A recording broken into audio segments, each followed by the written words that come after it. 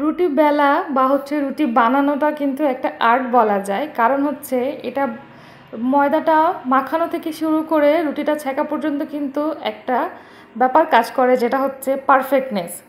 অনেকেই রুটিটাকে গোলই হতে হবে এরকম পারফেক্টনেস কিন্তু চেয়ে থাকে, কিন্তু আমার ক্ষেত্রে এটা মনে হয় রুটি তো রুটি, গোল হলে একটু আঁকাবাঁকা হলে অসুবিধা কোথায়।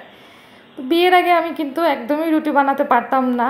আর যখনই চেষ্টা করেছি প্রথম দিকে খুবই শক্ত শক্ত হতো, কিন্তু আলহামদুলিল্লাহ করে বানাতে বানাতে এখন অভ্যাস হয়ে গেছে। রুটির আটাটা নরমও হয় এবং রুটি বানানোটাও এখন আমার কাছে খুবই ইজি হয়ে গেছে। আসলে এটা প্রত্যেকটা স্টেপ যদি ঠিকমতো জানা যায়, পরিমাণটা বোঝা যায়, সেক্ষেত্রে বানানোটা খুবই সোজা হয়। আর পুরোপুরি গোল না হলেও একটা গোলের আকৃতি কিন্তু আমি দিয়েই ফেলি বলা যায়। আর মাঝে মাঝে খুবই ফুলকো রুটি হয়, যেমন এটা পুরোপুরি ফুলিনি এখনও। তো যেটা আমার আজকের ভিডিওটার উদ্দেশ্য এটাই বলাটা, যেটা আসলে পরিশ্রম করলে সব কিছুই করা সম্ভব, কিন্তু যদি হার মেনে যায় সেক্ষেত্রে কিন্তু কোনোটাই অ্যাচিভ করা সম্ভব হয় না।